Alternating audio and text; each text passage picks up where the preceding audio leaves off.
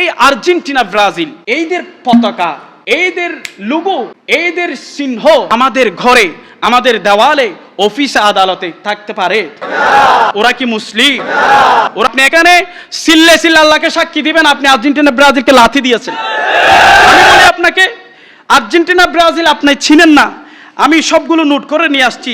এই যে ফিলিস্তিনের গাজায় যে গণহত্যা হয়েছে, শিশু হত্যা হয়েছে, আজকে মুসলিম উম্মাকে যারা দুলাবালির সাথে যারা মিশিয়ে দিতে চেয়েছে, এর ভাগীদার যেমন ইসরায়েল, ঠিক তেমনি এর ভাগীদার আর্জেন্টিনা। চিৎকার দিয়ে বলুন না নাউজুবিল্লাহ। ঠিক এর ভাগীদার ব্রাজিল। কেন ইনফরমেশন দিচ্ছি বাবা, কয়েকদিন আগে আল জাজিরার একটি প্রতিবেদনে আমরা দেখেছি, আমার থেকে মোবাইলের মধ্যে সেগুলো সেভ করা আছে, আমি রেখে দিয়েছি, 3-4টা ভিডিও আছে। আল জাজিরার ওই প্রতিবেদনে বলা হয়েছে, যুদ্ধের মাঝখানে ইসরায়েল যখন যুদ্ধ করতেছে, ওই যুদ্ধের মাঝখানে ইসরায়েলকে 52টি দেশ, কয়টি? 52টি দেশ ইসরায়েলকে অস্ত্র বিক্রি করে সহযোগিতা করলো। কেন? ওই অস্ত্র দিয়ে যেন গাজার মুসলমানদেরকে মাটির সাথে মিশিয়ে দিতে পারে, দাফন করে দিতে পারে। চিৎকার দিয়ে বলুন না নাউজুবিল্লাহ। তার মধ্যে 1 নম্বর হচ্ছে আমেরিকা, 2 নম্বর হচ্ছে ব্রাজিল, 2 নম্বর হচ্ছে ব্রাজিল। তাহলে আপনি বলুন তো বাবা, এই ব্রাজিলের পতাকা, জার্সি বলেন, পতাকা বলেন, সমর্থন বলেন, আপনার কলিজার মধ্যে থাকতে পারে? একটু আওয়াজ দিয়ে বলেন, থাকতে পারে না? এই ব্রাজিলের খেলা দেখার জন্য আমরা মরিয়া, ব্রাজিলের খেলা দেখার জন্য নামাজকে লাথি দিয়ে, আমরা মা বাবাকে লাথি দিয়ে, স্ত্রী পুত্রকে লাথি দিয়ে, আরামের ঘুমকে হারাম করে, যেই সময় আল্লাহর ওলিরা তাহাজ্জুদের নামাজ পড়তে ওঠে, ওই সময় আমরা খেলা দেখতে যাই। মনে করতে হবে বাবা, মুসলমানের সন্তান হয়ে যদি আর্জেন্টিনা ব্রাজিলের পাগল হয়ে যান, খোদার কসম আপনার সাথে রাসূলের সাথে শাফাআত হবে না, আপনার সাথে শাফাআত হবে নেইমার এবং মেসি। ঠিক না ভাইরা? সাথে শাফাআত হবে মেসি এবং নেইমার, সবাই থাকতো। কিন্তু বাবা বুঝার পর আপনার থেকে বুঝতে হবে, যদি আপনি বুঝেও যদি আমল না করেন, আপনার স্থান একেবারেই নিম্ন স্থানে, জাহান্নামে। এই দলের পতাকা আপনি কি ঘরে উড়াতে পারবেন? এই দলের পতাকা আপনি কি এলাকার দেওয়ালে দেওয়ালে আঁকতে পারবেন? এই ব্রাজিলের পতাকার জায়গায় আপনি যদি আমাদের কালিমাটা লিখে দিতেন, লা ইলাহা ইল্লাল্লাহু মুহাম্মাদুর রাসূলুল্লাহ সাল্লাল্লাহু তাআলা আলাইহি ওয়াসাল্লাম যদি লিখে দিতেন, এই কালিমাটি যিনি আর্ট করছে উনি যদি মারাও যায়, ওই কালিমা যতদিন থাকবে ততদিন ওনার কবরে জান্নাতে নাজুনি আমদ যাবে, জান্নাতি নাজুনি আমদ গিয়ে সে কবর রোশন হয়ে যাবে। ওই কালিমাটি মানুষ, একটা পুরুষ গেলেও চোখে দেখলে কালিমাটি পড়বে, ঠিক না? একটা মহিলা হেঁটে গেল কালিমাটি পড়বে। ওই কালিমা পাঠ করে একটা শব্দের মধ্যে কয়টি সওয়াব? 10টি সওয়াব। ওই কালিমা যদি একজন মুসলমান পড়ে, ওই কালিমার মধ্যে যতটা শব্দ আছে তত শব্দের বদলতে পড়নে ওয়ালাকে আল্লাহ সওয়াবের ভাগীদার করবে, লিখনে ওয়ালাকেও আল্লাহ জান্নাত দিয়ে দেবে। সুবহানাল্লাহ। আরে বাবা, কালিমা লিখেন, কুল্লু নাফসিন যায়কাতুল মাউত লেখেন, একটা জিকির লেখেন, আপনি এলাকার মধ্যে গুলো লেখেন। কোথায় খেলা চলতেছে আপনি যদি পাগল হয়ে যান। আমি নেইমার মেসিকে ভালো খেলে সেজন্য ভালোবাসি, কিন্তু তাই বলে কি এদের জন্য আপনি মারামারি করবেন, হানাহারি করবেন? তাই বলে কি আপনি ঘরের মধ্যে, আমি শুনেছি বাবা খেলা দেখে এসে স্ত্রীকে এমন মারধর করতেছে যেটার কোনো সীমা পরিসীমা নেই। আমি আপনাকে পজিটিভলি বলতেছি, কোরআন এবং হাদিসের দিকে লক্ষ্য করুন।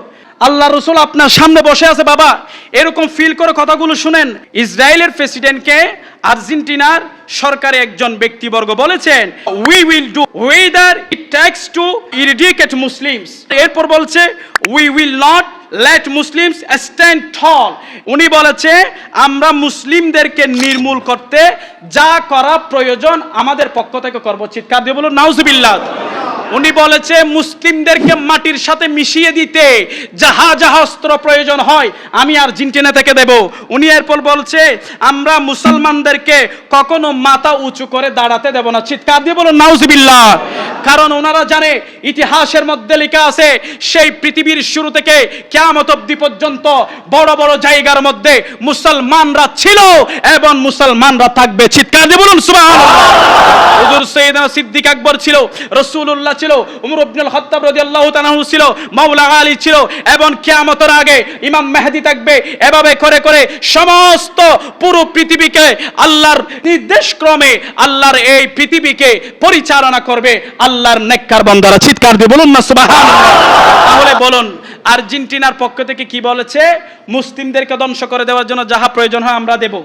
আপনি কি ওই পতাকা ঘরের মধ্যে উড়াতে পারবেন বাবা? বিসমিল্লাহির রহমানির রহিম। আনতা মা মান আহবাবতা। আমার রাসূল বলতেছে, এই উম্মত তুমি যাকে ভালোবাসবে, যার সাথে মহব্বতের সম্পর্ক রাখবে, ভালোবাসার সম্পর্ক রাখবে, ওই ব্যক্তি তোমার সাথে কিয়ামতের ময়দানে থাকবে। সুবহানাল্লাহ।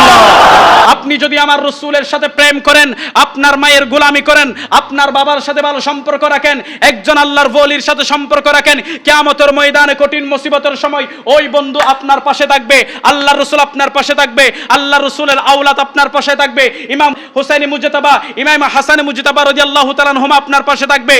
আর যদি আপনি নেইমারের পক্ষে কথা বলেন, আপনি যদি মেসির পক্ষে কথা বলেন, তাদের জন্য ভক্ত হয়ে যান, কিয়ামতের কঠিন মুসিবতের সময় ওনারা আপনার পাশে থাকবে।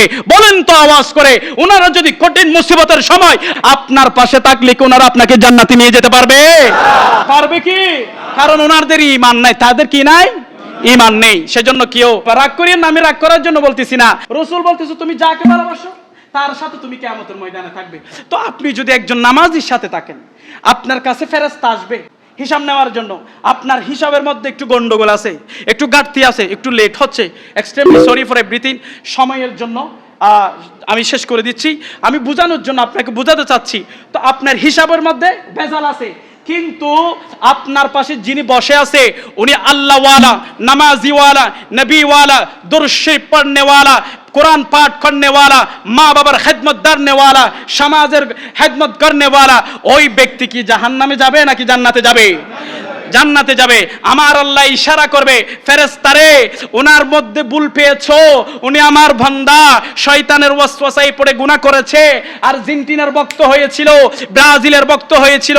এই আমার ফেরেশতারে পাশে যিনি আছে উনি তো গৌসুল আজম মেজবান্ডারি, উনি তো ইমাম শের বাংলা, উনি তো শাহিন শাহ সৈয়দ আহমদ শাহ সিরকুটি রহমতুল্লাহ আলাই, উনাদের উসিলা হলো, উনাকে তুমি জান্নাত দিয়ে দাও। আল্লাহর ফেরেশতা কি আল্লাহর ইশারা কবুল করে আমার মদিনা রাসূলের দরবারে যাবে, মদিনা রাসূলের সিগনেচারের মাধ্যমে, শাফাআতের মাধ্যমে গুনাহগার বান্দাকে নামাজীর উসিলায়, রোজাদারের উসিলায় আল্লাহ জান্নাত দিয়ে দেবে। চিৎকার দিয়ে বলুন সুবহানাল্লাহ।